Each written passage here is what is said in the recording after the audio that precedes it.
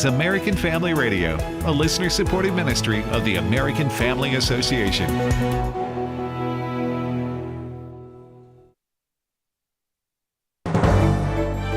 American Family News, I'm Rusty Pugh.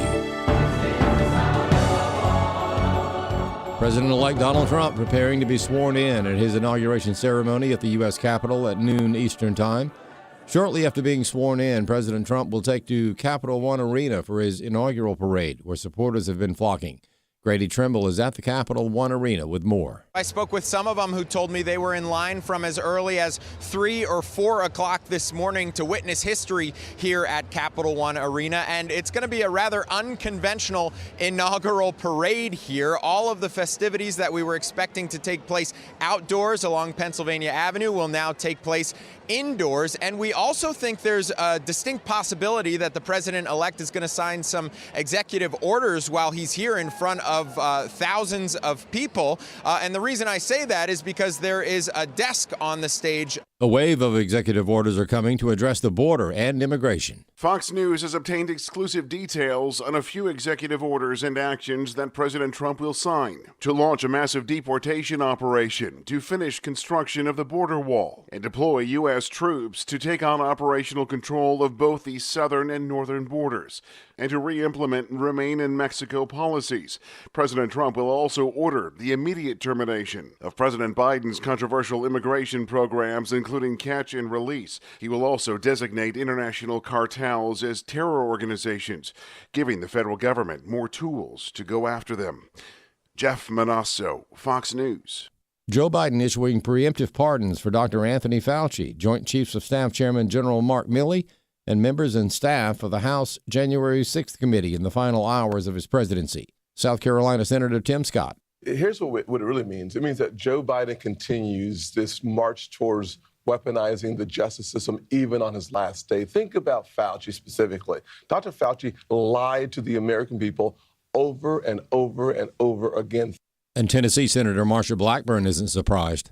This is a president who has worked overtime trying to make illegal legal so it would suit his agenda, which is America last. Members of Congress have work to do today, despite taking a break to witness President Trump's inauguration. More from Eben Brown. A new president's inauguration is traditionally followed by a luncheon with members of Congress. Then the U.S. Senate today will vote on the Laken-Riley Act at 5:30 this evening. The bill is expected to pass, but it must return to the House for a new vote since the Senate amended it. But the final version is expected to head to President Trump's desk this week. The law would demand the detention of illegal migrants arrested for minor crimes like theft or burglary. The Senate is also expected to confirm Marco Rubio as Secretary of State today. Eben Brown, Fox News. The economy is a big reason why President-elect Donald Trump is headed back to office in about an hour. Chris Woodward has more. Inflation and the cost of living was a top issue for swing voters in the 2024 election. If you look at the cost of living measured by the Consumer Price Index, it's up an average of 22% since January of 2021. That's about $1,100 a month for the average household. Dr. Parker Shepard of the Heritage Foundation. Wages are going up, but not by the same amount. The average hourly earnings are up only 19%.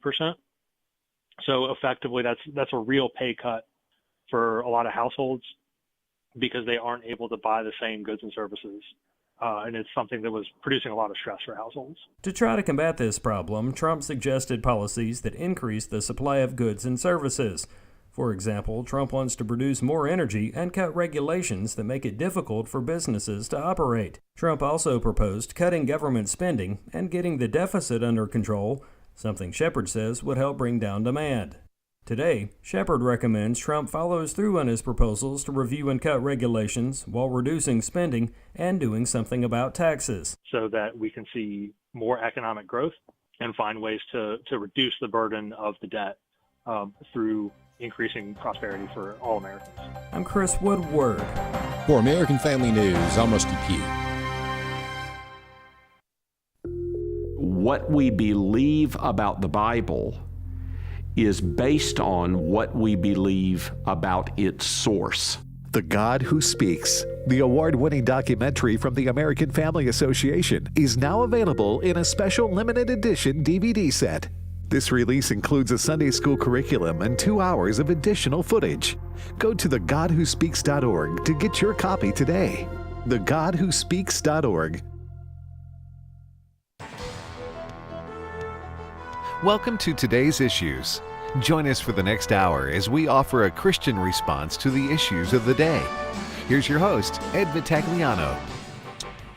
And welcome, everyone, to today's issues. Ed Vitagliano sitting in for Tim Wildman today. I'm joined in studio by Fred Jackson. Good morning, Fred. Good morning, Ed. And Chris Woodward, our news guy today. Good morning. Now, folks, it is Monday, January 20th, and there was something important about today. Oh, it is Dr. Martin Luther King Day. That's important, but that wasn't it. Notre Dame and Ohio State play for the national championship for college football tonight. That wasn't it. That's right. It's Donald Trump Day in Washington, D.C. Mm-hmm. It is Inauguration Day, and for a lot of, especially Christians, Fred, we feel like we've gotten a reprieve. That is for sure. You're right. It is Donald Trump's day. Been listening to some of the speeches on the weekend. And I remember something he said over the last 4 years when he was going through these trials and charges being leveled against him. He said, if I get reelected, that will be my vindication. And a lot of people doubted that would happen, given the extent of the justice system against him, the mainstream media, all of these things that have gone on over the last 4 years. And here we are, January 20th, 2025, and we are just moments away from Donald Trump being sworn in as the 47th president of the United States. It is an incredible scene, folks, in Washington, D.C. right now. You all probably are aware that they had to move everything inside because of the weather. Right. We are watching shots right now of inside the rotunda, the Capitol Rotunda. Only 600 people can make it inside there. There are another 2,000 in rooms elsewhere. But we've been watching as people file in. At this moment, President Joe Biden and President-elect Donald Trump are in the building. They are just in a side room awaiting everybody to be coming in. Donald Trump's designated cabinet members have already filed in. Members of the United States Supreme Court have just filed in. So the stage is set for this big event, which is going to start happening in just a few moments. Well, and this is one of the most unbelievable political events in our nation's history. I'm talking about the comeback, the political comeback of Donald Trump. I would say 2016 and 2024, most of the, certainly the elite in our country, thought it was impossible. First election, his election again in November, they thought it could not happen, but it has happened. It is an extraordinary event, and I guess it has just proven you don't bet against Donald Trump because anything can happen. Now, Fred, before we go any further, and before, Chris, we turn to you for some of the news we're going to be covering, Fred, we are trying something today that we've never done before, or at least initiating something with Fox News. What are we going to be doing, and what do we have to look forward to here in probably 30 minutes, 45 minutes, something like that? Yes, we have extended a contract with Fox News, which is going to allow us to play for you folks, our listeners, live from the Rotunda, the various parts of the program. Obviously, the most important one is the swearing in, but shortly after that, we have the speech from soon-to-be President Donald Trump. So we're going to be able to bring that to you live.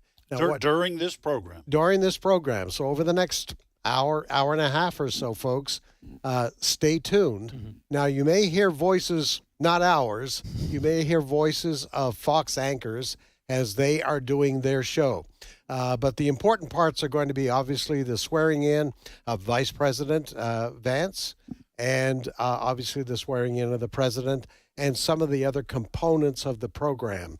So this is all unfolding in real time, and we're going to do our very best to bring it to you, folks, our AFR audience, live. And we may have an opportunity in between some of the. We're gonna start our coverage in terms of this feed from Fox News live.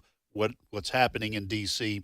with the call to order by Senator Amy Klobuchar, Democrat from Minnesota. We are going to listen in to the invocation by Cardinal Timothy Dolan, Archbishop of New York, and the Reverend Franklin Graham of Samaritan's Purse and the Billy Graham Evangelistic Association. We're also going to listen to a couple of songs. "O America" by opera singer Christopher Macchio. I guess that's how you pronounce it. Then the vice presidential oath of office administered by U.S. Supreme Court Justice Brett Kavanaugh for J.D. Vance. Carrie Underwood will be singing "America the Beautiful," with the Armed Forces Chorus and the United States Naval Academy Glee Club. And then the presidential oath of office. There will be another song after that, the Battle Hymn of the Republic, performed by the U.S. Naval Academy Glee Club, and then Trump's inaugural address. I'm not sure we'll have many chances to comment. I don't know how quickly this is going to unfold once these individual components to the program begin. But Fred, you were noting that it's they have started moving through some of the pre-inauguration events pretty quickly. Yes. So we may start actually earlier than we initially anticipated. Yes, it was supposed formally, the swearing in was to be at 11 o'clock Central Time, swearing in of the president. But things have moved very quickly this morning. They had the church service at St. John's Episcopal Church. Mm-hmm. That did not last too long. And then President-elect Trump, Melania Trump, took a ride over to the White House where they had tea with President Biden and Jill Biden. That didn't take long either. And then we had the cars arriving at Capitol Hill, the cars with J.D. Vance and his wife, with Vice President Kamala Harris and her husband, and then Donald Trump and President Biden coming in. So all of this has been moving. I don't know whether the fact that it's being held in the rotunda rather than outside has allowed things to move along very quickly. Very limited crowd inside, as we just talked about, so it didn't take long for all these people to file in. But it's the stage is just about set now for the formal program to begin. And folks, when it's time, I'm going to get a thumbs up from Brent Creeley, and we will stop talking, and we will allow the feed and the live events during the inauguration ceremony to commence, and you will be able to hear it. Chris, mm-hmm. The expectation today is that President Trump, that this is not just going to be a day for tea and parties. He's going to actually start work today with executive orders, yes, and all kinds of things that have already, I'm sure, been prepared ahead of time. Yeah, I'll mention several things here just on a list. If we want to rattle off a few examples of ourselves. Trump will reportedly declare a national border emergency today. He will also reportedly direct the U.S. military to work with the Department of Homeland Security to fully secure the southern border. He's also supposed to close the border to all illegal aliens by a proclamation and designate cartels as foreign terrorist organizations. He's also expected to reinstate the Remain in Mexico policy, which is something from his first time in office. And it looks like President Trump will also end catch and release. That's just on immigration. On things like energy, which impacts everybody listening to the sound of my voice, President Trump is supposedly going to pause all offshore wind leases. He's going to roll back the Biden-era executive orders and actions, including things like that EV mandate.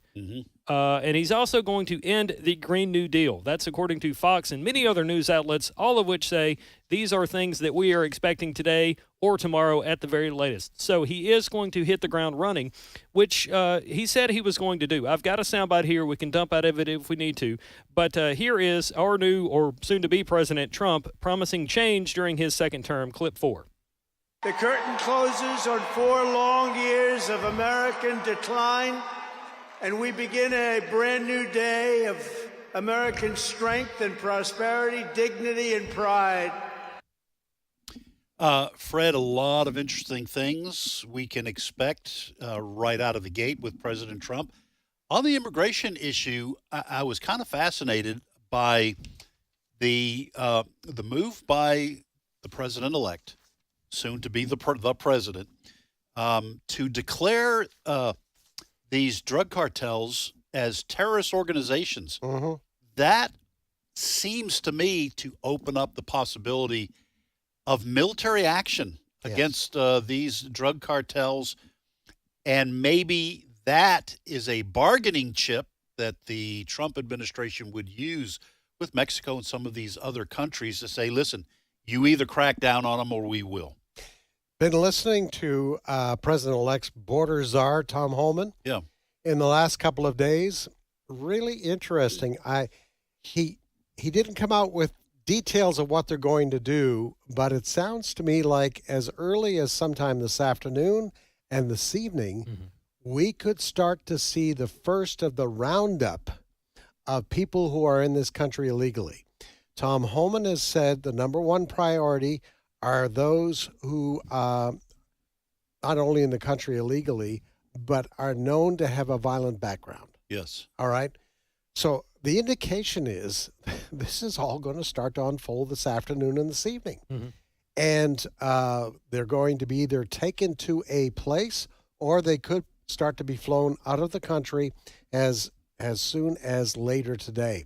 So we're going to see things, not only the executive orders passed, but we're going to start to see actions on these things as early as today. Well, and just in case our listeners were running away with optimism, Tom Homan's plans for going to these cities and rounding up, especially the violent illegals, that plan was leaked over the weekend, I think, wasn't it, Chris?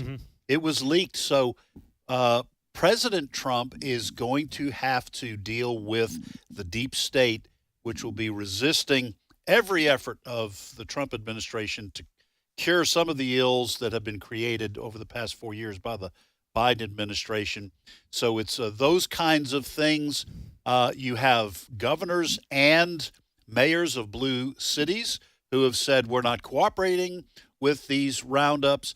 So there should be some fireworks ahead. Very interesting. You mentioned mayors of blue cities. New York Mayor Adams apparently got an invitation last night, and he's either on a train or has flown down to Washington to be there today. That's another story that's unfolded in the last couple of days. Apparently a friendship. I believe Adams has been down to Mar-a-Lago. And he believes, Adams apparently, that the Democratic Party has turned against him. And so he has become a friend of President-elect Donald Trump. So we may see New York be on the front end of some of this activity of rounding up the violent illegals. Right. I think Mayor Adams was the first blue city mayor to have a sit-down with incoming border czar Tom Homan, because not long after the election, maybe a week, if it was that long, Tom Homan sat down with him, and Fox and many other news outlets had pictures of the two of them sitting down in Adams' office there in the Big Apple, talking about presumably immigration reform after President Trump takes the oath of office. For people not aware, Trump is actually the second U.S. president now elected to two non-consecutive terms. The first was Grover Cleveland, who was the 22nd and 24th president back in the day, at late 1800s. Well, it's an incredible story, and this is, as they say, this is one for the history books. But above beyond the fact of what you just said, that this is not the first time that a president has been elected to non-consecutive terms, is the story of the last 8 years. Well, really, yeah, I guess maybe 9 years when Trump. Almost 10. Yeah. 2015 was the escalator ride. Yes. Yeah. So that's right, almost 10 years. So what this president went through over those 10 years is extraordinary. And I just got to say, a lesser man would have probably been crushed by discouragement or what have you, frustration, anger, and obviously President Trump's Constitution.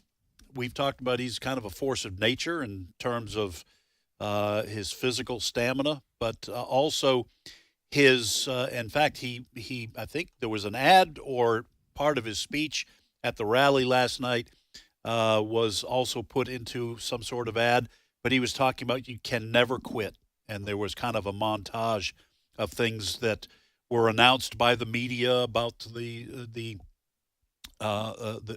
charges against the former president at the time, and then one thing after another, what they said about him, and he, in this ad, talked about the fact that you can never quit. So, extraordinary event is going to be unfolding today. By the way, just want to remind you folks, if you're just tuning in, we'll be breaking away. We're not quite sure when.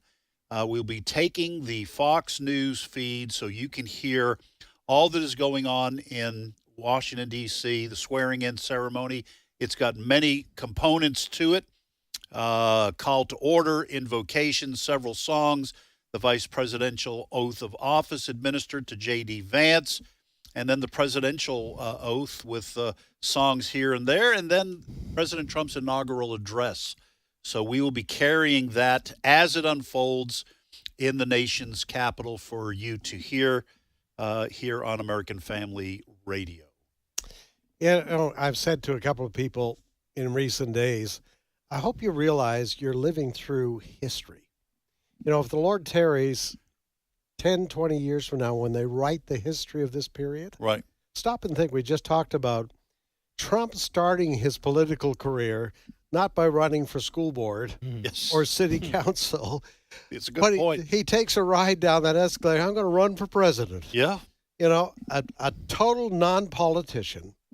He wins that election in 2016 and then faces this barrage from every corner of the liberal mindset for the next 4 years. And then the last 4 years, he's out of office, but he's facing this judicial hurricane against him in all quarters. And despite all of that, we arrive at this point today where he is elected. The other part of this story is what happened to the Democratic Party. Going back to last June, that debate. Yes, June 26th. And the turmoil that was created inside the Democratic Party, which helped lead to Trump's reelection. There's been so much going on over the last few years. It's been absolutely incredible. But someone was just doing some analysis this morning. They're saying Trump appears to be having a much better time, a good time enjoying this than he did back in 2016 when he won the first time around. I think he's much more aware of what's going on. He's much more aware of what has to be done. He's much more aware of the kinds of players he's going to need to realize his agenda. Yeah, and your point about the Democratic Party, it looks like it's continuing to unravel. You're talking about the New York City mayor. John Fetterman had a meeting with President Trump. You have Alexandria Ocasio-Cortez over the weekend making outlandish statements that we're heading into a fascist regime. Totally clueless. Bernie Sanders a week or so ago talking about his pet projects as a Marxist, as a socialist. The Democratic Party, it looks like it is on the verge of being taken over by radicals, even more so than it has been. And so the old guard, represented by the Clintons and the Obamas, Can they hold off this tide of radicalism that is probably as much a contributing factor to President Trump's win as the economy was? I think people just do not like the radical turn that the Democratic Party has taken. Speaking of the Clintons, Bill and Hillary are in attendance today. I'm watching the various news outlets covering this. Various Democrats in the room today do include Bill and Hillary, as I just mentioned. Doug Emhoff, that's the husband of Kamala Harris. Joe Biden is also there. I'm assuming Joe as well. And then Senator Cory Booker, himself a radical Democrat, is also there for the swearing in today, it appears. Yeah, the Bushes just walked in, but also Barack Obama all by himself.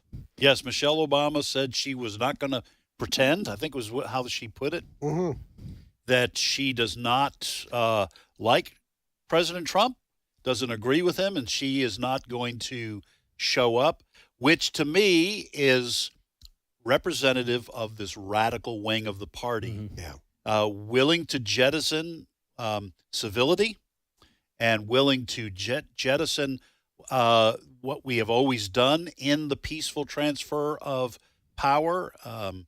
And this is, I think, something with which the Democratic Party is going to have to reckon here in the next 6 months to a year. Yeah. So, Chris, one other thing that it looks like President Trump is going to do, these 51 members of the intelligence community that were responsible for deep-sixing the Hunter Biden laptop story, saying this was Russian disinformation. They're going to have their clearance, their security clearances suspended. It's not revoked. I'm sure there's a technical difference. I guess if it's been suspended, it can be reinstituted at a later point. But that's an initial salvo, if you will, against those who basically lied to try and held important government jobs in the past and had security clearance, but frankly misused it in order to score political points, political hits against. And talking about radical Dems, they're going to say, and this is pretty much going to be the talking point for Democrats this month. It's going to be, he's a dictator. We told you this was going to happen, but he's the chief executive and therefore does have the power. Yeah. All right, folks, you are listening to American Family Association, American Family Radio, today's issues. Probably in the next 15 minutes, within the next 15 minutes, we will, after this break, be going directly to Washington, D.C. for the Fox News feed on the events in and around the swearing-in ceremony that is going to be taking place here soon inside the U.S. Capitol Rotunda. And so we're going to be covering that. We may have opportunities to come back for a few minutes in between some of these events, but I think it's probably going to move pretty quickly. And so we've got music, we've got invocations, we got prayers, we got speeches, all coming up after this break. We hope you will return and join us. You're listening to Today's Issues. We'll be right back.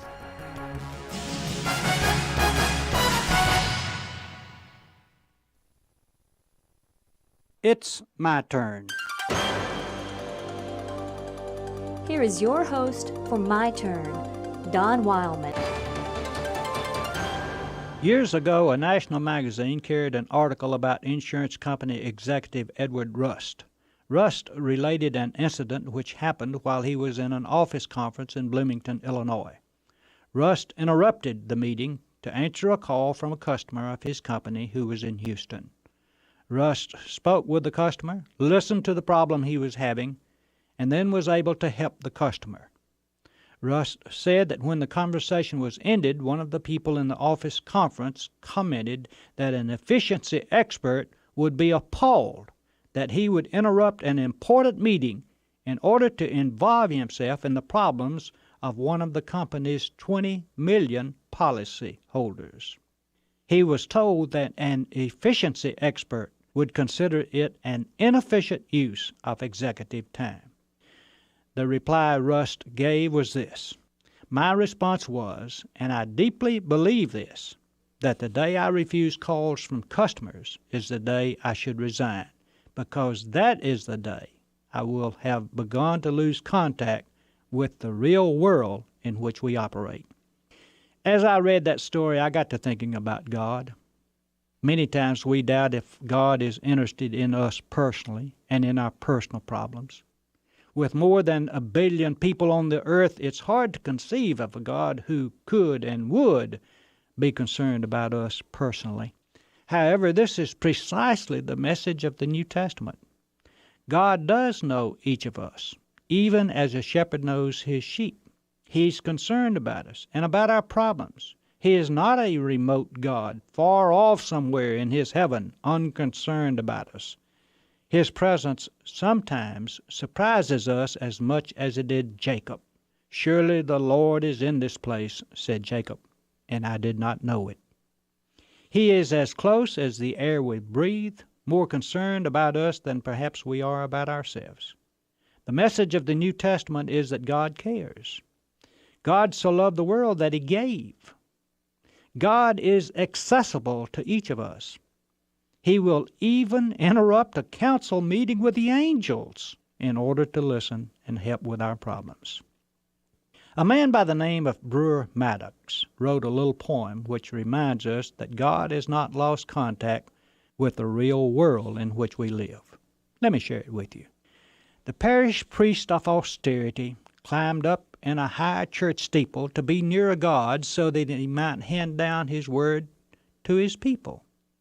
And in sermon script he daily wrote what he thought was sent from heaven and dropped this down on people's heads 2 times, 1 day in 7. In his age God said, "Come down and die." And he cried from the steeple, "Where art thou, Lord?" And the Lord replied, "Down here among my people." That's where you'll always find God, among his people. This has been My Turn with Don Wildman, a production of the American Family Association. As it is written, what no eye has seen, what no ear has heard, and what no human mind has conceived, the things God has prepared for those who love him. 1 Corinthians 2, verse 9. American Family Radio. This is today's issues. Email your comments to comments@afr.net. Past broadcasts of today's issues are available for listening and viewing in the archive at afr.net. Now, back to more of today's issues. And welcome back. Ed Vitagliano sitting in for Tim Wildman today. In fact, he is in D.C. for the inauguration events. Folks, Ed Vitagliano, Fred Jackson, Chris Woodward here. I mentioned before the break, and we said at the top of the hour, that we will be taking the Fox News feed of the events surrounding the swearing in of Vice President J.D. Vance, but obviously President Donald Trump today at the nation's capital. This is Inauguration Day. I do want to make mention of the fact that at the top of the hour, somewhere in there, regardless of what is going on, we will have to take a very, very brief break for station identification. That's required by law. So don't get upset at us. We're going to try to place that in a spot that doesn't really affect you hearing the most important things that will be going on today, which is the oath of office administered to especially President-elect Donald Trump. Again, Fred Jackson and Chris Woodward here. It is Inauguration Day, and we will be covering that and giving you a live feed of what's going to be happening around that, including the call to order, the invocations by Cardinal Timothy Dolan, Archbishop of New York, and the Reverend Franklin Graham of the Billy Graham Evangelistic Association. We're trying to play some of the songs that are going to be sung. They'll be kind of mixed in. America the Beautiful by Carrie Underwood, the battle hymn. I don't know why I keep having a hard time saying that. Battle hymn of the Republic.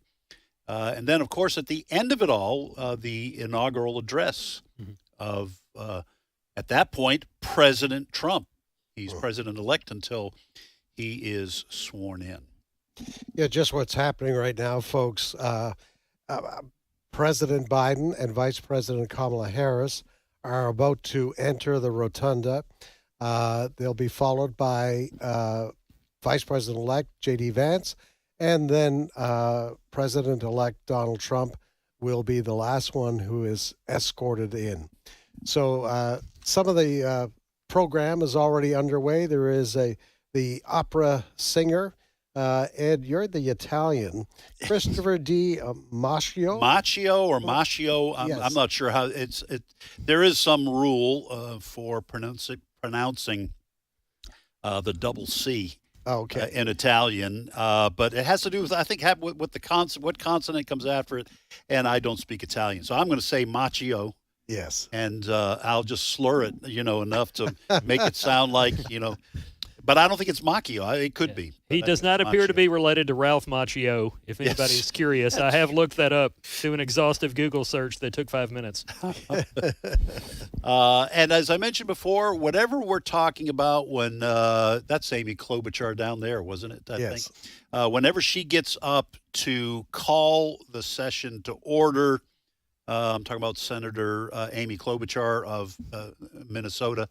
We're just going to stop what we're doing and let you start listening there's President Trump coming in, at least on the Fox News feed, and very serious expression on his face. I'm sure he'll be a lot more jovial when he's giving his address. He was fired up last night. Oh, I tell you what. At the rally, the man is I want to say a consummate entertainer. I don't mean that in a negative way, but to have a rally after you've won and the day before your inauguration day, it just to me proves that he loves his supporters, he loves the country, and has fun while he's doing it. So I imagine, we'll wait and see what his inaugural address will be. For our fashion-conscious listeners, First Lady Melania Trump just walked in, and no surprise, she looks like she just walked out of a magazine. Yes. Well,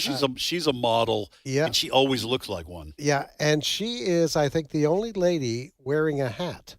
Yes. A very stylish-looking hat, and she's standing beside Barron Trump, who is much taller than his mom right now. But now, she's fairly tall herself. She's tall herself. Of course, Donald Trump is tall. Near 6 feet. So that's where he gets it from. I think he's 6. Is he 6'6"? Something. 6'9". He's 6'9". 6'9". Oh, yeah. That must be nice. Yes. Is he still a teenager, or is he in his 20s yet? He is. He was born in 2006, so he is 19 years old. 19 years old. Wow. This year. His birthday is on March 20th. So we have on one side, most of the Trump family are there. They've already arrived and have been placed and seated there. And as I say, we're getting down to the last. Hakeem Jeffries, the minority House leader, is just coming in. So we're down to the last 3 or 4 that have to be seated just before President-elect Donald Trump comes in. And then I believe the program is going to move along very, very quickly once that happens. At this moment, President Biden, Vice President Kamala Harris are entering the room. They will be seated. Obviously, it is one of those ceremonies. People are applauding, both Republicans and Democrats at this moment. This has got to be quite a moment. Joe Biden, he's smiling. He's smiling, but it's got to be quite a moment when he left the White House this morning. Yes, because they were packing up yesterday. Yeah. I mean, they weren't. They had people packing their stuff, but they were packing to leave. Mm-hmm. He is, over the last couple of weeks in speeches that he's made, he has, said what he believed, that he could have beaten Donald Trump. Yeah. There's got to be some, I don't know whether it's regret there for being kind of forced into stepping down.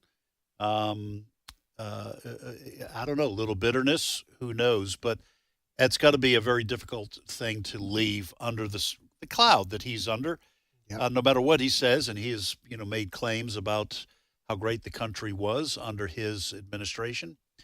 And, parked out front of the Capitol building right now is Marine One. And he will depart, and that will be it. Yeah. He will officially enter retirement. He was down in South Carolina yesterday. He had a couple of events down in South Carolina. Spoke at a church.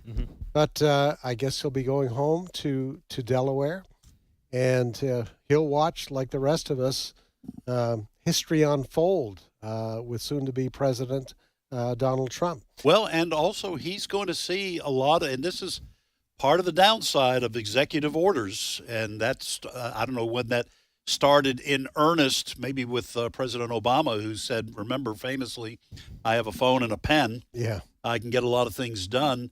But President Biden got a lot of his agenda done with executive orders, and they're going to be dismissed by President Trump with a pen and another executive order. So a lot of what President Biden, insists that he got done in his 4 years will be overturned. Yeah. So that's got to enter into it when you leave. What exactly did I accomplish? So we're looking at Vice President-elect J.D. Vance, who has just come in. Some of the Trumps behind him, his wife.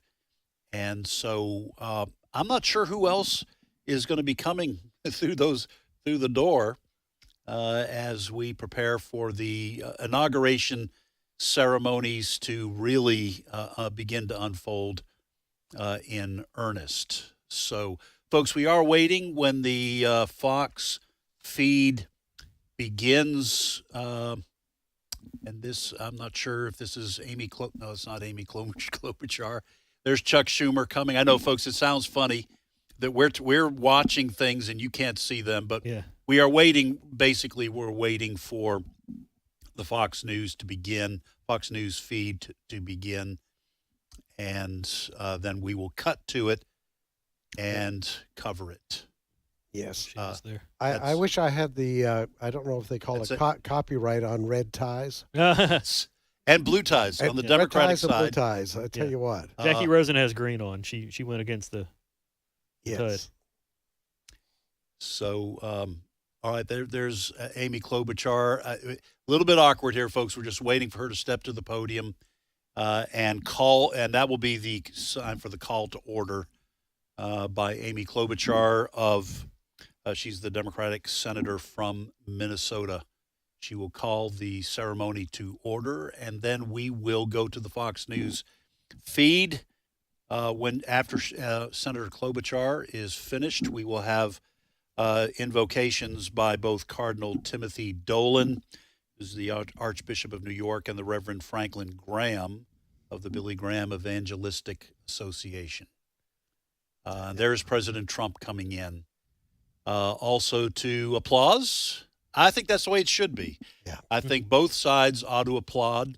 You can, once he didn't want to make he's going to kiss the cheek of of Melania Trump, but you don't want to mess up her makeup. No. And so I think he was worried about tilting her hat if he moved in too close. He tried to get in. At least he's not going to try to kiss J.D. Vance on the cheek. No, I would hope not. I do like and appreciate both sides applauding both presidents. We've got to return to some degree of civility, even if during the political back and forth when Congress is in session, that kind of combat is fine. But for these kinds of ceremonies, it is important that we recognize some civility. Mm-hmm. So. Again, folks, we are going to be going to the Fox News feed.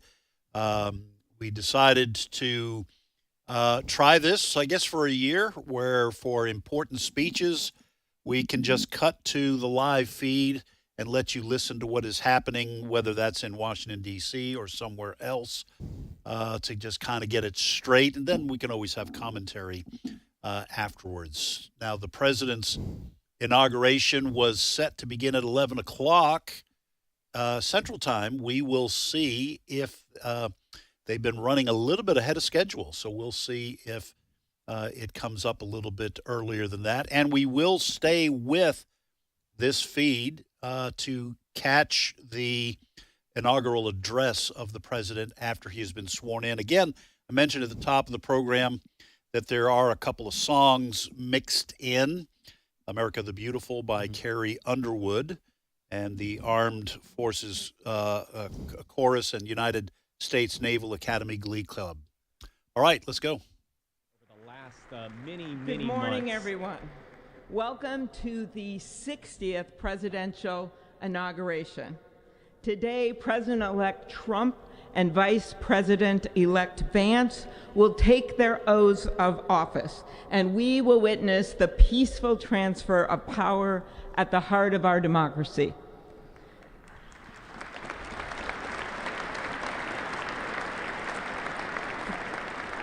For the past year, I've chaired the inaugural ceremony committee, which includes the leadership of Congress from both parties. We thank the committee and Capitol staff and law enforcement who worked so hard over the last year, and especially the last 3 days. You've done a beautiful job, and you have shown grace under pressure.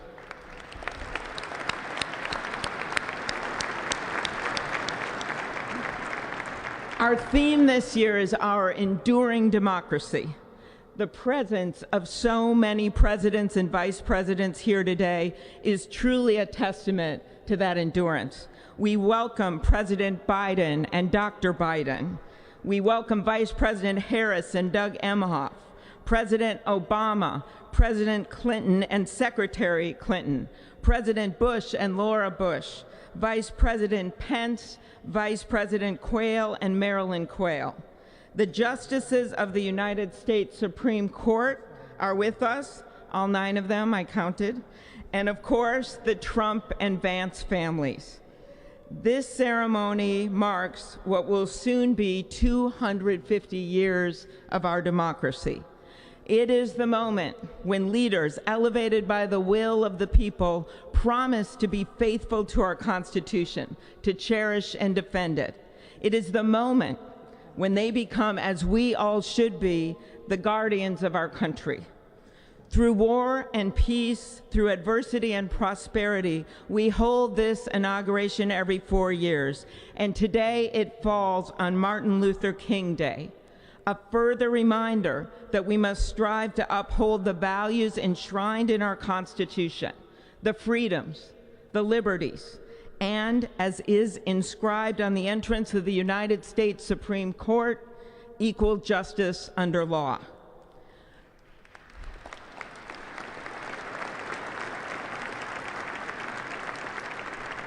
But what makes this moment more than a passing ceremony is all who are watching it across the country, the people of this nation, the ordinary people doing extraordinary things. President Kennedy, who at one point worked as a senator in this building and would often walk through this very rotunda, once said, "In a democracy, every citizen, regardless of interest in politics, holds office. Every one of us is in a position of responsibility." With that responsibility of citizenship comes an obligation not to seek out malice, as President Lincoln once reminded us, but to view others with a generosity of spirit despite our differences. With that responsibility of leadership comes an obligation to stand our ground when we must and find common ground when we can. With everything swirling around us, the hot mess of division, it is on all of us, to quote an incredible songwriter who just happened to be born in my state, to ensure that our nation's democracy is our shelter from the storm. There's a reason this ceremony takes place at the Capitol. In other countries, it might be in a presidential palace or a gilded executive office building. Here it is traditionally held at the Capitol, the People's House. It is a fitting reminder of the system of checks and balances that is the very foundation of our government. 3 equal branches of government. That is how, for nearly 250 years, our great American experiment, grounded in the rule of law, has endured. So, as we inaugurate a new president and vice president, let us remember that the power of those in this room comes from the people. The construction workers who build our country, the teachers and healthcare workers who nurture us, the troops defending our freedoms, and yes, the firefighters in Los Angeles putting themselves on the line for us.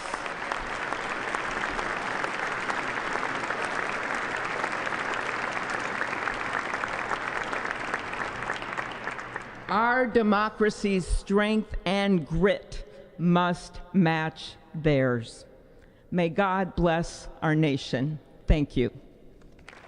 That is Amy Klobuchar, the Democratic senator from Minnesota, who probably could have handled being outside today, given, if you recall, the presidential announcement she made several years ago, Josh. She's used snowstorm to the snow, and she's used to being a party planner. She and is, that yeah. is that was a good, nice bipartisan speech. And now we will hear from Deb Fischer, afternoon. the Republican senator Endurance from Nebraska. through the years is the ultimate test. To persevere through time is the truest measure of an idea, an institution, and a nation. Our founders wrote the Constitution so that America could withstand all the twists and turns of time. They wrote it to guide us and to preserve forever our right of life, liberty, and the pursuit of happiness. But as much as the truths and principles enshrined in our Constitution remain the same, our democracy promises the American people the power to change, to chart their own destiny. That's the beauty. That is the importance of democracy. It allows the endurance, the permanence of a nation through change. It allows nations like our United States both to avoid the obstacles and to seize the opportunities God has placed before us, all while staying true to our founding principles. Today is our country's 60th inauguration ceremony. Like all the others before it, it is a celebration of our right to set our uniquely American course. The past several years have been trying at times for many, many Americans, and also for the nations of the free world that we humbly strive to lead. In November, Americans chose again to steer this nation towards greatness, the secure, safe, and prosperous future that our founders envisioned for all of us. And today, we celebrate not only their decision to do so, but also the simple right and wisdom of a free people to make their own choice so that their nation might endure. And now, allow me to welcome Archbishop Timothy Dolan and Reverend Franklin Graham, who will deliver our invocation. Please rise.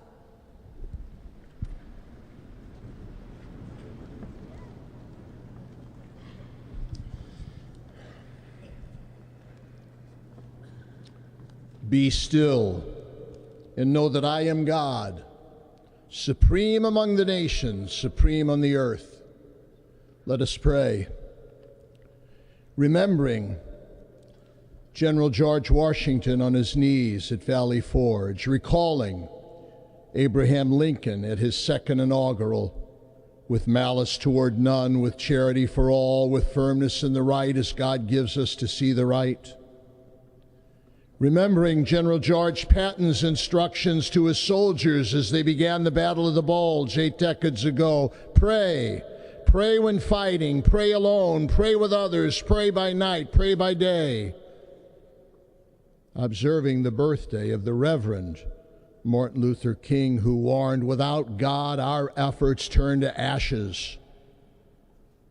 We, blessed citizens of this one nation under God, humbled by our claim that in God we trust, gather indeed this Inauguration Day to pray for our President Donald J. Trump, his family, his advisors, his cabinet, his aspirations, his vice president, for the Lord's blessings upon Joseph Biden, for our men and women in uniform, for each other whose hopes are stoked this new year, this Inauguration Day. We cannot err in relying upon that prayer from the Bible, upon which our president will soon place his hand in oath, as we make our own the supplications of King Solomon for wisdom as he began his governance. God of our fathers, in your wisdom you set man to govern your creatures, to govern in holiness and justice, to render justice with integrity. Give our leader wisdom, for he is your servant, aware of his own weakness and brevity of life.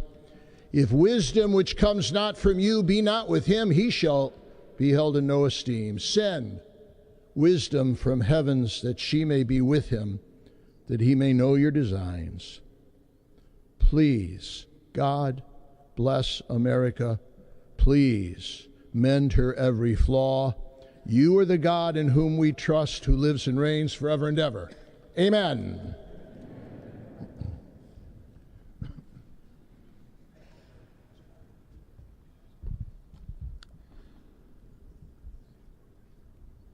Mr. President, the last 4 years, there are times I'm sure you thought it was pretty dark. But look what God has done. We praise him and give him glory.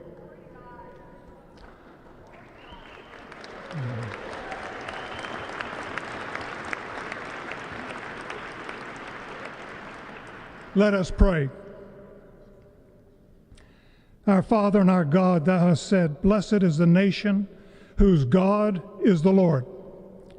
As the prophet Daniel prayed, blessed be the name of God forever and ever. For wisdom and might are his.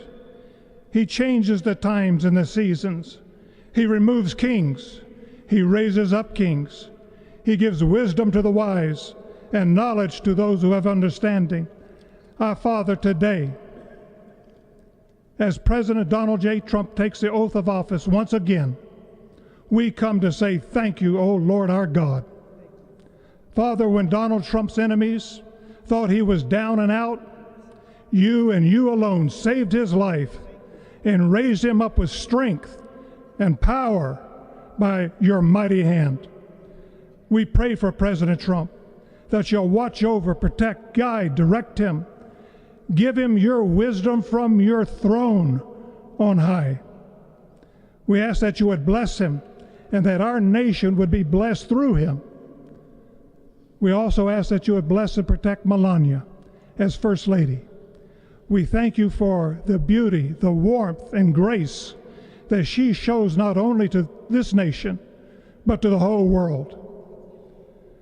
We thank you for Vice President-elect J.D. Vance and his wife Usha and their young family. May he be a strength to President Trump, to stand beside him, to hold up his arms like Aaron held up the arms of Moses in the midst of battle. The prophet Samuel reminded the people, it was you that brought them up from the land of Egypt. And he said, now stand still, that I may reason with you before the Lord. So, Father, we take this moment to stand still, to remember the great things that you have done for this nation. Thank you for the protection, the bounty, the freedoms that we so enjoy. We remember to keep our eyes fixed on you, and may our hearts be inclined to your voice. We know that America can never be great again if we turn our backs on you. We ask for your help, and we pray all of this in the name of the King of Kings, the Lord of Lords, your Son, my Savior, and our Redeemer, Jesus Christ. Amen. Folks, as required by law, we will take a short break for station identification, and we will quickly return to the live inauguration events. Faith, family, freedom. American Family Radio. Justice Kavanaugh will swear in J.D. Vance here. His wife, Usha Vance, clerked for Kavanaugh when he was a judge on the U.S. Circuit Court of Appeals here in Washington. Now, the vice president-elect. His kids are right. Yeah, they're with them. They're kind of getting everybody in place here. It's hard. Listen, Usha Vance is going to hold one of their young children and the Bibles, and this is going to be quite a Please raise your right scene. hand That's multitasking. and repeat after me. I, James David Vance, do solemnly swear I, James David Vance, do solemnly swear that I will support and defend the Constitution of the United States that I will support and defend the Constitution of the United States against all enemies, foreign and domestic, against all enemies, foreign and domestic, that I will bear true faith that I will bear true faith and allegiance to the same, and allegiance to the same, that I take this obligation freely that I take this obligation freely without any mental reservation without any mental reservation or purpose of evasion, and that I will well and faithfully discharge and that I will well and faithfully discharge the duties of the office on which I am about to enter. So help me God. So help me God. Congratulations, Mr. Vice President. J.D. Vance, the Vice President of the United States, being sworn in, shaking the hands with Justice Kavanaugh, a kiss for his wife. His young kids up there with him as well as he hugs each of them, shaking the hand there between Usha Vance, the second lady, and Justice Kavanaugh. Again, Usha Vance, after law school, was a clerk for then Judge Brett Kavanaugh in the U.S. Court of Appeals here in D.C. So some connections there, certainly some personal connections. You can see President Biden talking to the Vance kids, children. yes. Very, very sweet moment. What a nice moment that must be for the Vance family.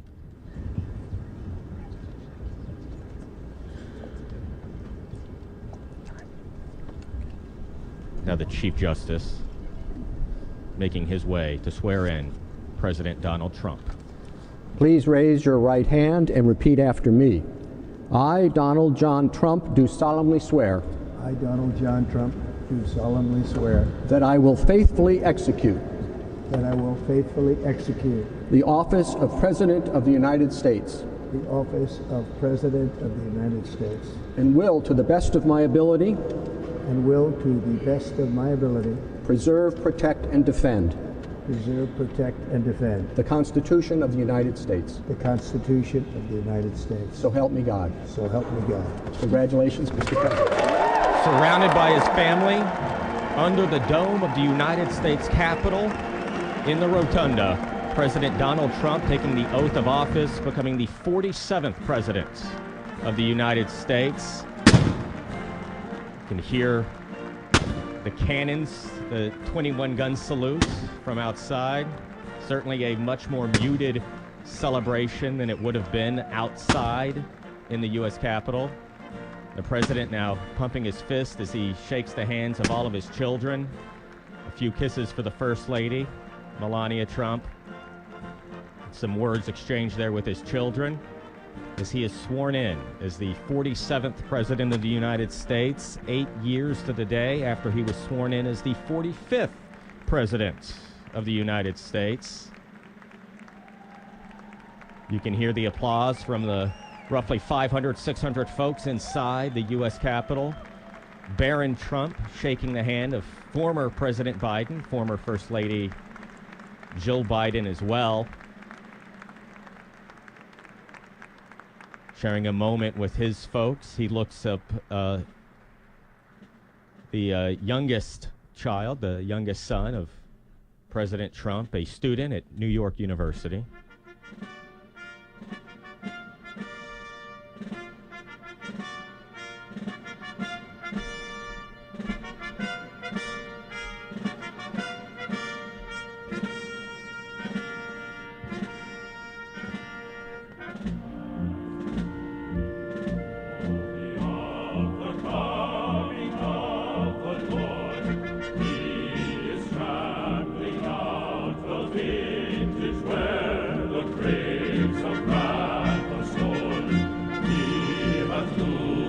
fateful lightning of his terrible swift sword is through his marching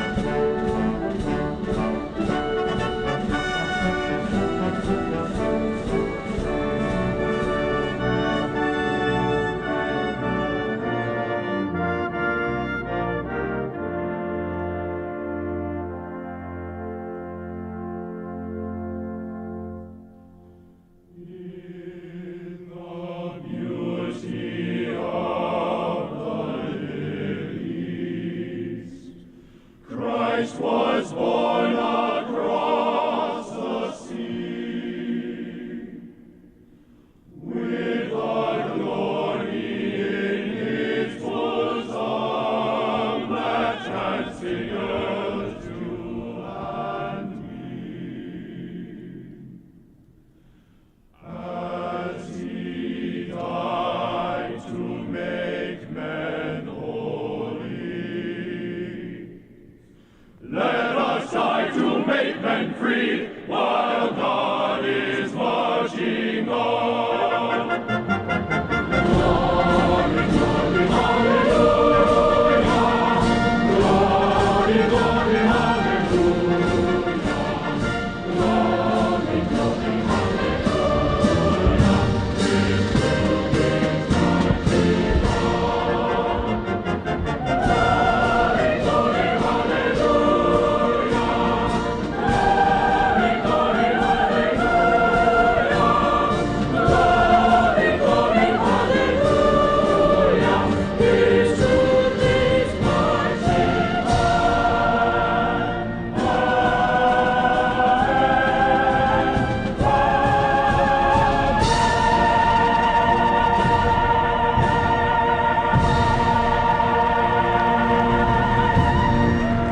The Naval Academy Glee Club performing Hymn of the Republic. What a beautiful rendition it always is. It's always moving, and a big applause there from everybody. The president, the former president, clapping, smiling, as we prepare to hear the second inaugural address of President Trump, who just was sworn in by the Chief Justice, John Roberts, becoming the 47th president of the United States.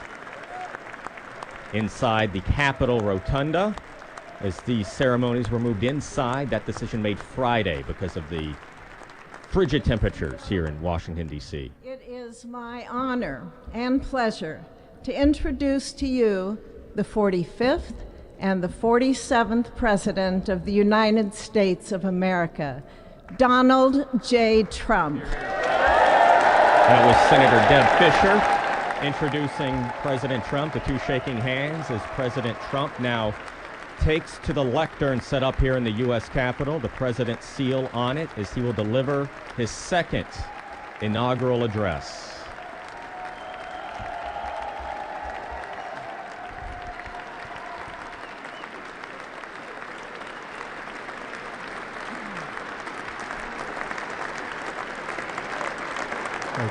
Thank you very much, everybody. Well, thank you very, very much.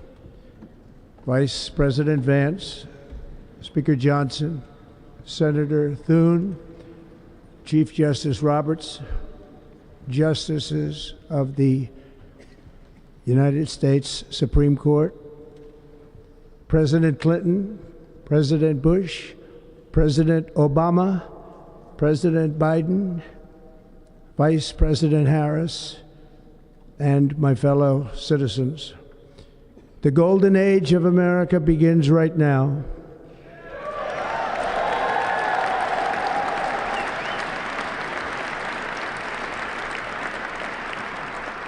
From this day forward, our country will flourish and be respected again all over the world. We will be the envy of every nation, and we will not allow ourselves to be taken advantage of any longer. During every single day of the Trump administration, I will very simply put America first.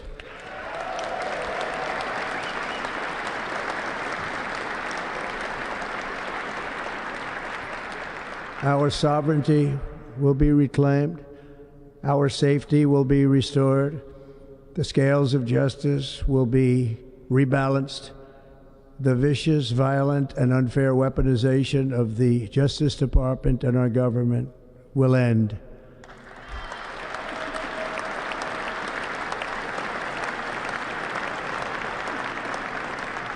And our top priority will be to create a nation that is proud, prosperous, and free.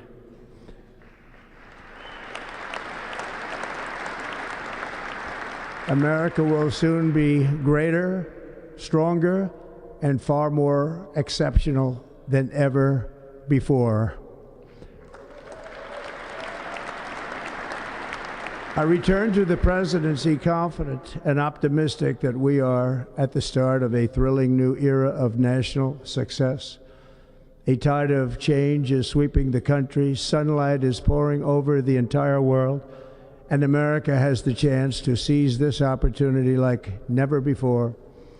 But first, we must be honest about the challenges we face. While they are plentiful, they will be annihilated by this great momentum that the world is now witnessing in the United States of America. As we gather today, our government confronts a crisis of trust. For many years, a radical and corrupt establishment has extracted power and wealth from our citizens while the pillars of our society lay broken and seemingly in complete disrepair. We now have a government that cannot manage even a simple crisis at home, while at the same time stumbling into a continuing catalog of catastrophic events abroad. It fails to protect our magnificent, law-abiding American citizens, but provides sanctuary and protection for dangerous criminals, many from prisons and mental institutions that have illegally entered our country from all over the world.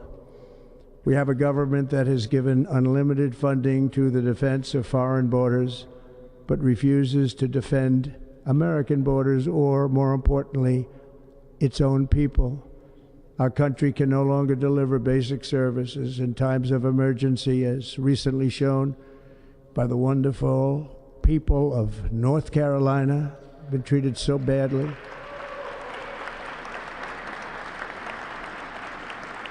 And other states who are still suffering from a hurricane that took place many months ago. Or more recently, Los Angeles, where we're watching fires still tragically burn from weeks ago without even a token of defense. They're raging through the houses and communities, even affecting some of the wealthiest and most powerful individuals in our country, some of whom are sitting here right now. They don't have a home any longer. That's interesting. But we can't let this happen. Everyone is unable to do anything about it. That's going to change. We have a public health system that does not deliver in times of disaster, yet more money is spent on it than any country anywhere in the world. And we have an education system that teaches our children to be ashamed of themselves in many cases, to hate our country despite the love that we try so desperately to provide to them. All of this will change starting today, and it will change very quickly.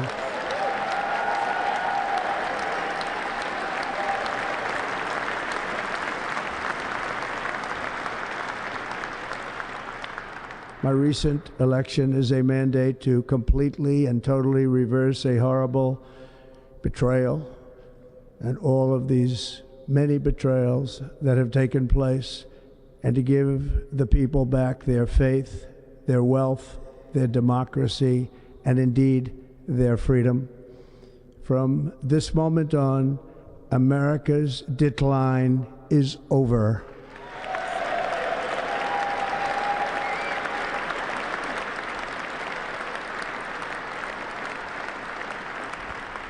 Our liberties and our nation's glorious destiny will no longer be denied, and we will immediately restore the integrity, competency, and loyalty of America's government. Over the past 8 years, I have been tested and challenged more than any president in our 250-year history, and I've learned a lot along the way. The journey to reclaim our republic has not been an easy one, that I can tell you. Those who wish to stop our cause have tried to take my freedom and indeed to take my life. Just a few months ago in a beautiful Pennsylvania field, an assassin's bullet ripped through my ear. But I felt then, and believe even more so now, that my life was saved for a reason. I was saved by God to make America great again.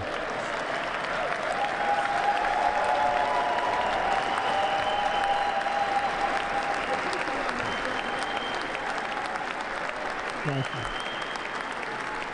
Thank you.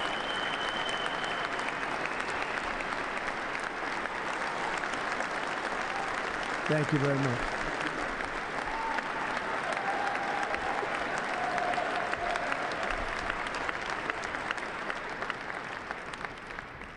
That is why each day under our administration of American patriots, we will be working to meet every crisis with dignity and power and strength.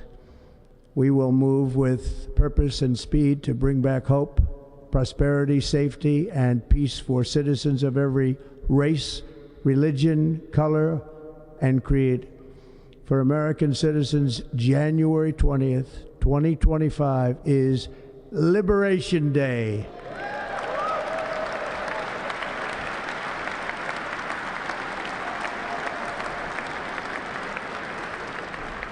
It is my hope that our recent presidential election will be remembered as the greatest and most consequential election in the history of our country. As our victory showed, the entire nation is rapidly unifying behind our agenda with dramatic increases in support from virtually every element of our society, young and old, men and women, African Americans, Hispanic Americans, Asian Americans, urban, suburban, rural, and very importantly, we had a powerful win in all 7 swing states, and the popular vote, we won by millions of people. To the Black and Hispanic communities, I want to thank you for the tremendous outpouring of love and trust that you have shown me with your vote. We set records, and I will not forget it. I've heard your voices in the campaign, and I look forward to working with you in the years to come. Today is Martin Luther King Day, and his honor, this will be a great honor, but in his honor we will strive together to make his dream a reality. We will make his dream come true.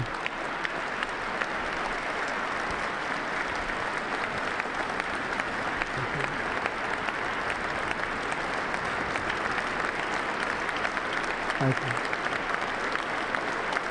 Thank you. national unity is now returning to America, and confidence and pride is soaring like never before. In everything we do, my administration will be inspired by a strong pursuit of excellence and unrelenting success. We will not forget our country, we will not forget our Constitution, and we will not forget our God. Can't do that.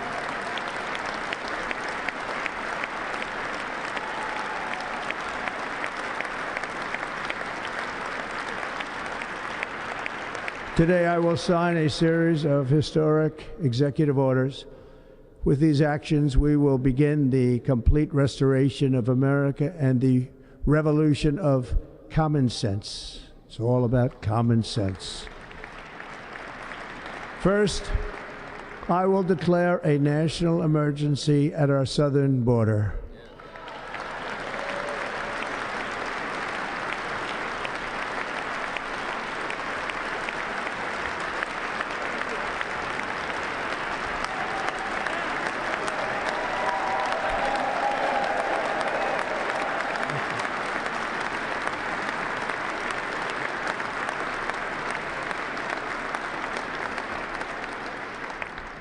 All illegal entry will immediately be halted, and we will begin the process of returning millions and millions of criminal aliens back to the places from which they came. We will reinstate my Remain in Mexico policy.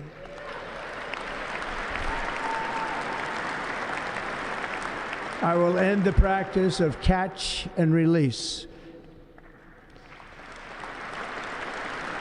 And I will send troops to the southern border to repel the disastrous invasion of our country.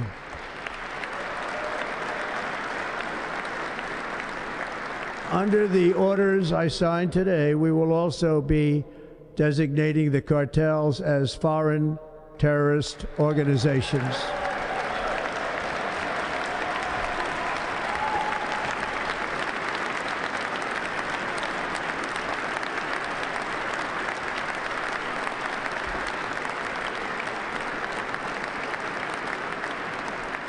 And by invoking the Alien Enemies Act of 1798, I will direct our government to use the full and immense power of federal and state law enforcement to eliminate the presence of all foreign gangs and criminal networks, bringing devastating crime to U.S. soil, including our cities and inner cities.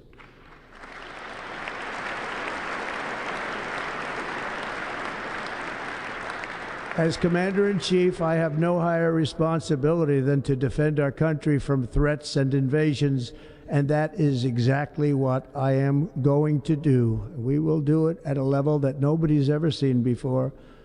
Next, I will direct all members of my cabinet to marshal the vast powers at their disposal to defeat what was record inflation and rapidly bring down costs and prices.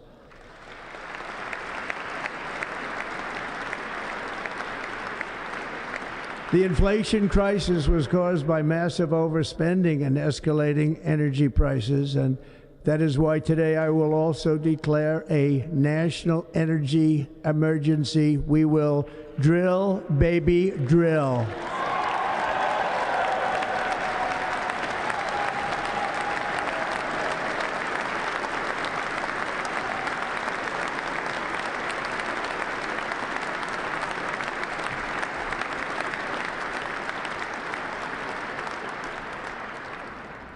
America will be a manufacturing nation once again, and we have something that no other manufacturing nation will ever have, the largest amount of oil and gas of any country on earth, and we are going to use it.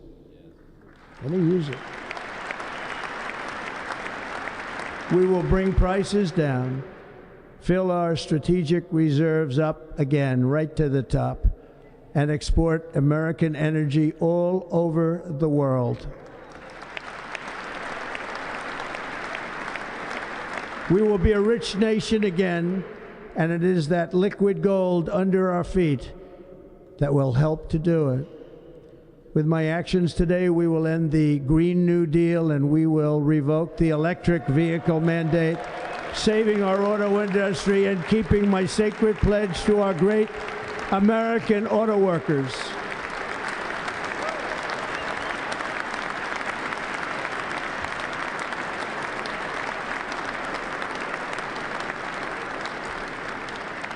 In other words, you'll be able to buy the car of your choice. We will build automobiles in America again at a rate that nobody could have dreamt possible just a few years ago. And thank you to the auto workers of our nation for your inspiring vote of confidence. We did tremendously with their vote.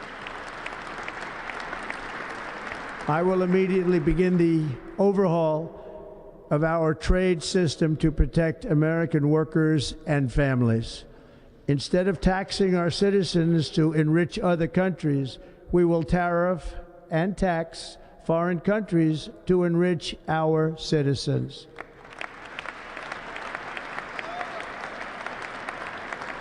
For this purpose, we are establishing the External Revenue Service to collect all tariffs, duties, and revenues. It will be massive amounts of money pouring into our treasury, coming from foreign sources. The American dream will soon be back and thriving like never before to restore competence and effectiveness to our federal government. My administration will establish the brand new Department of Government Efficiency.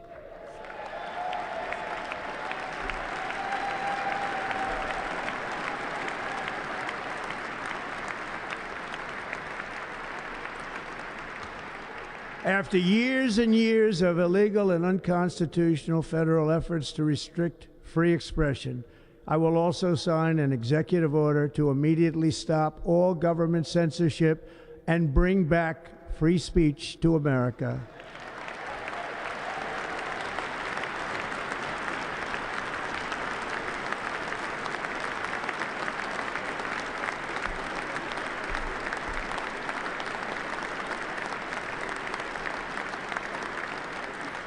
Never again will the immense power of the state be weaponized to persecute political opponents, something I know something about.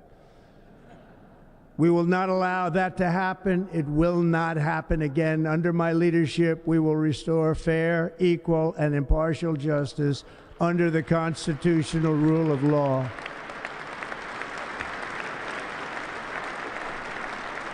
And we are going to bring law and order back to our cities. This week, I will also end the government policy of trying to socially engineer race and gender into every aspect of public and private life.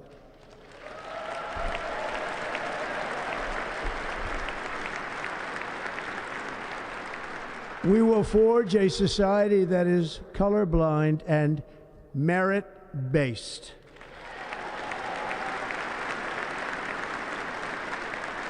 As of today, it will henceforth be the official policy of the United States government that there are only two genders, male and female.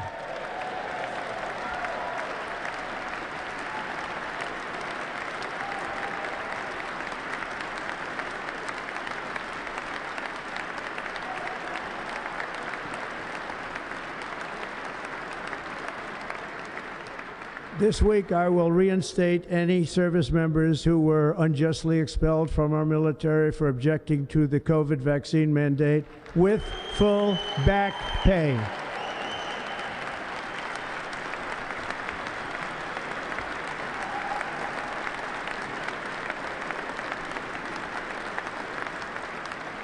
And I will sign an order to stop our warriors from being subjected to radical political theories and social experiments while on duty. It's going to end immediately. Our armed forces will be freed to focus on their sole mission, defeating America's enemies.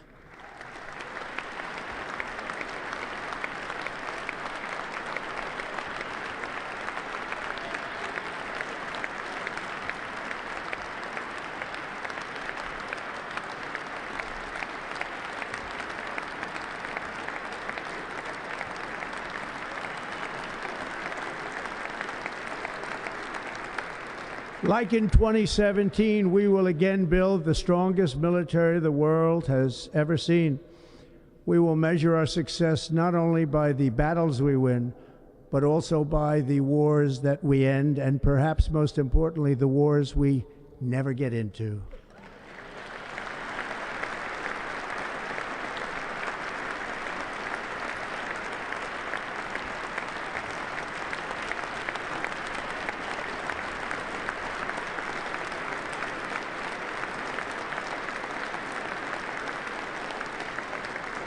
My proudest legacy will be that of a peacemaker and unifier. That's what I want to be, a peacemaker and a unifier.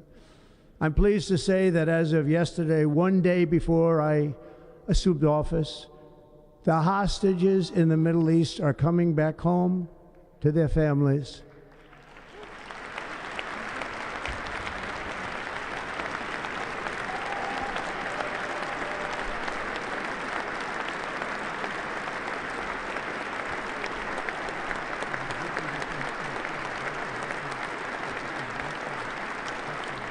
Thank you.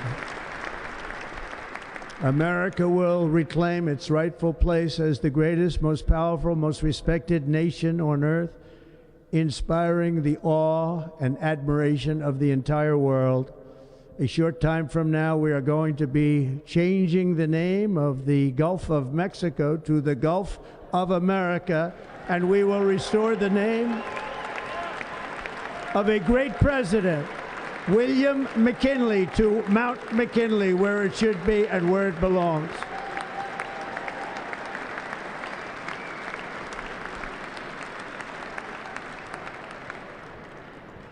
President McKinley made our country very rich through tariffs and through talent. He was a natural businessman and gave Teddy Roosevelt the money for many of the great things he did, including the Panama Canal, which has foolishly been given to the country of Panama after the United States. The United States, I mean, think of this, spent more money than ever spent on a project before and lost 38,000 lives in the building of the Panama Canal.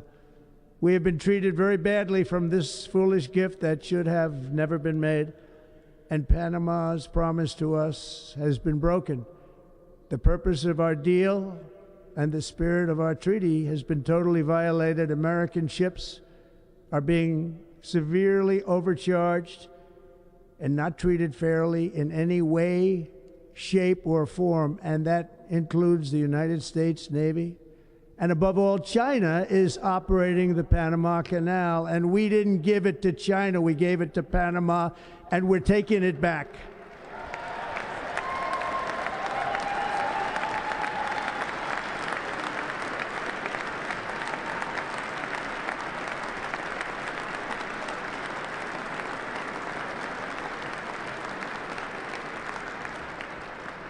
Above all, my message to Americans today is that it is time for us to once again act with courage, vigor, and the vitality of history's greatest civilization. So as we liberate our nation, we will lead it to new heights of victory and success. We will not be deterred. Together we will end the chronic disease epidemic and keep our children safe, healthy, and disease-free. The United States will once again consider itself a growing nation, one that increases our wealth, expands our territory, builds our cities, raises our expectations, and carries our flag into new and beautiful horizons. And we will pursue our manifest destiny into the stars, launching American astronauts to plant the stars and stripes on the planet Mars.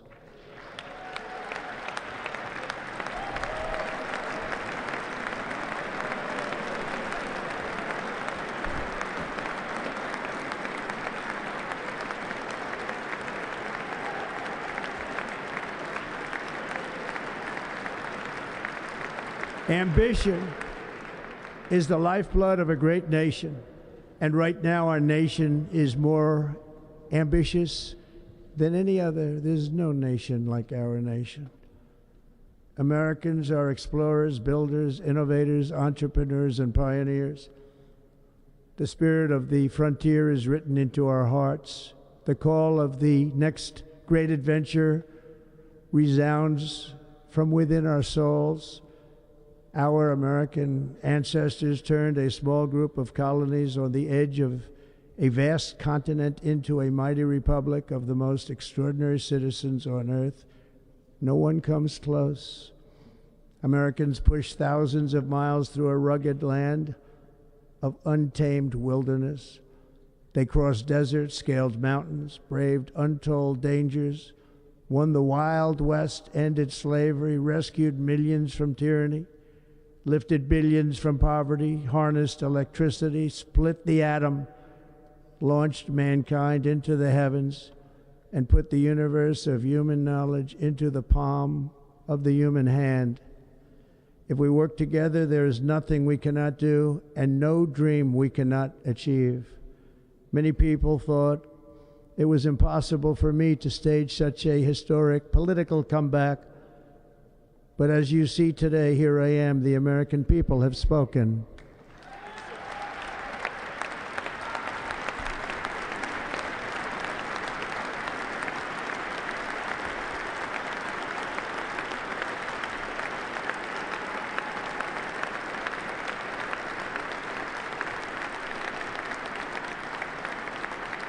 I stand before you now as proof that you should never believe that something is impossible to do.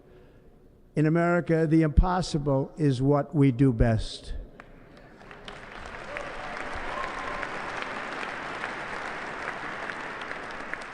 From New York to Los Angeles, from Philadelphia to Phoenix, from Chicago to Miami, from Houston to right here in Washington, D.C., our country was forged and built by the generations of patriots who gave everything they had for our rights and for our freedom.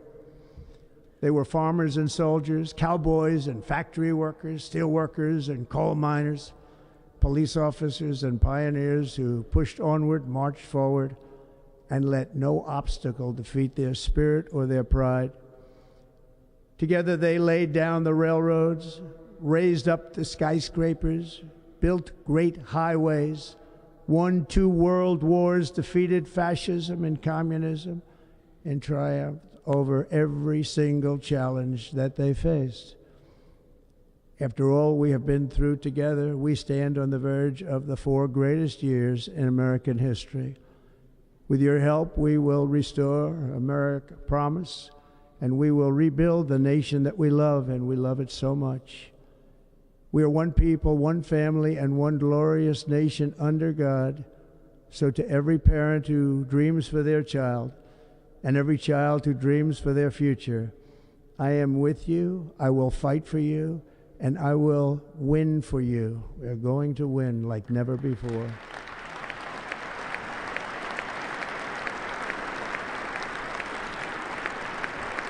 Thank you. Thank you.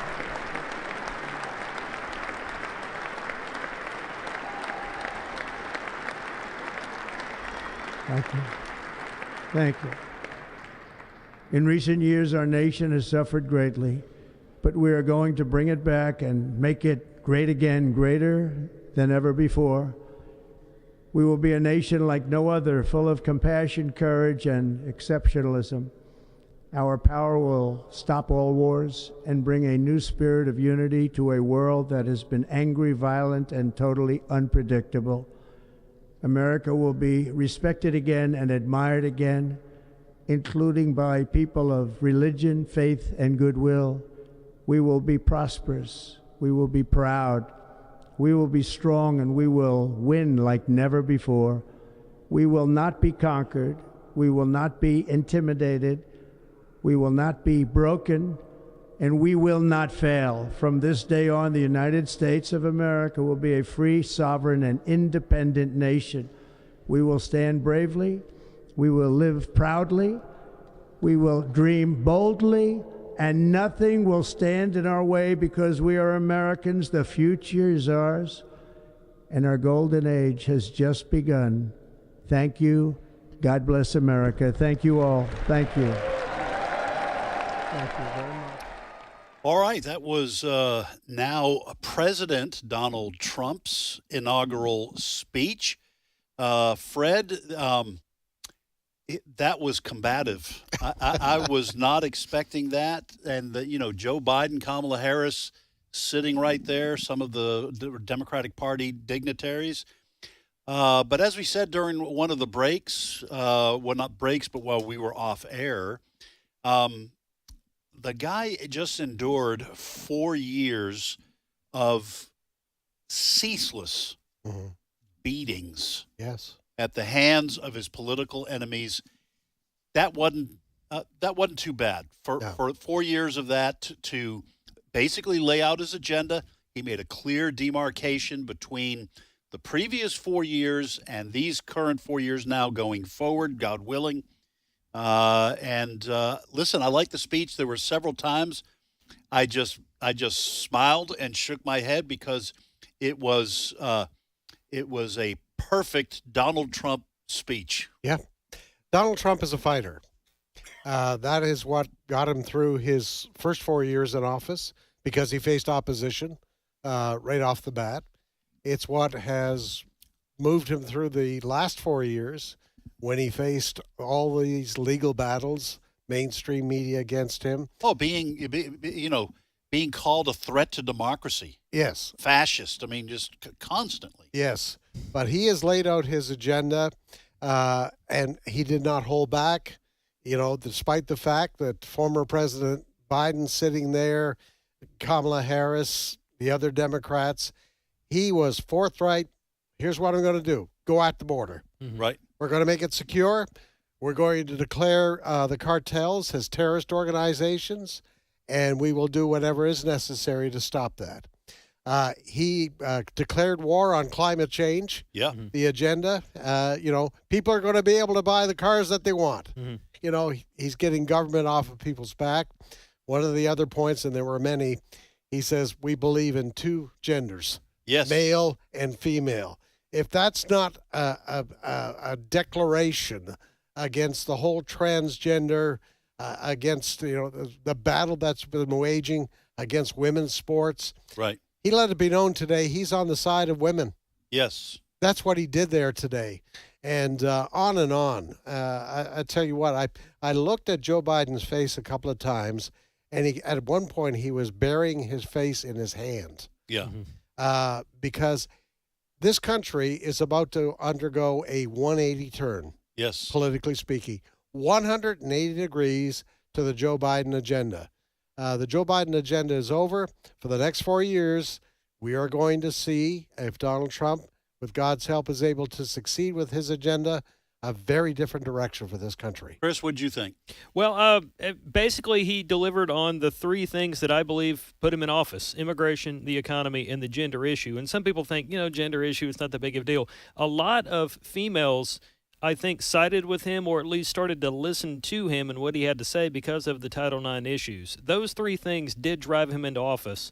Right off the bat, he went over immigration, as you guys mentioned. I want to take a minute to talk about how important the energy policy is. In an effort to bring down prices, we need sound and consistent energy policy, and that's why it's important that we go after our own sources, because if we can do things to cheapen energy and make it more abundant, make it more efficient, more readily available, we will, over the course of time, bring down prices. Whether you order something online a lot or you actually go to a store, energy made that product possible, from things that are made by people or things that are grown by farmers. If we have a sound and consistent energy policy, that will bring down prices. And the distribution of those prices, of those products. Right. And, most people drive a car that does not run on diesel fuel, but diesel fuel made that it got that product to the store or company that you bought it from. So if we can do things to bring down diesel, which is still ridiculously expensive today, we can bring down prices. A lot of people talk about eggs and how expensive they are. They still are. Him being in office today doesn't mean the price of your grocery bill is going to go down tomorrow. Right. But if they get these policies in place, you're looking at some possibly cheaper prices come Easter. That's not out of the realm of possibility, certainly by spring or summer and fall. A couple of things stood out to me. Obviously, what you guys were talking about was critical to the heart of the speech. but the implication where he was talking about manifest destiny. Now, anyone who studied manifest destiny in school, in social studies or history, remembers that that was a worldview that indicated that America was destined to go from sea to shining sea. I wonder if, when he was talking about increasing the lands where the flag flies, I wonder if that was a reference to Greenland. So we'll have to wait and see how that is. Those comments are interpreted. But his statements on the Panama Canal. Oh yeah, we are going to get it back. We did not give it to China. Panama Canal. We lost 38,000 lives building it, and Panama has broken its promises. Charging American ships, including our Navy, exorbitant prices above everybody else, and then saying we're going to get it back. I have no idea what that means. We're taking it back. We're taking it back. So we'll have to wait and see. That was maybe the most forceful thing he said in terms of foreign policy. So, well, look, we made a few comments. Folks, we're going to absorb the particulars of this speech, and we'll be right back here tomorrow, Lord willing, to discuss them on today's issues tomorrow. Because by that time, he will have signed multiple executive orders. Absolutely. 200 on the slate for today. So a lot coming in the next 24 hours. So, folks, thank you I hope you enjoyed the live coverage from Fox News. Again, your support to this ministry help make that possible. It's not a cheap thing, but we think it helps our listeners be right there when these major things are happening. So anyway, I'm sure there'll be lots of discussion the rest of the day in your news feeds. American Family News will be covering this, Chris, right? Yes. If the Lord tarries, we're going to have coverage all day at the top of every hour, and print, because we exist in two formats on it. So stay with AFN for radio and print coverage. All right, folks, that's all we've got for you for this edition of Today's Issues. We will now rejoin our regularly scheduled programming already in progress. With other believers and hear the preaching of the Word of God. Be a leader in your home. Husbands, well, my wife, she won't follow. If you'll start to lead, she will, and I don't mean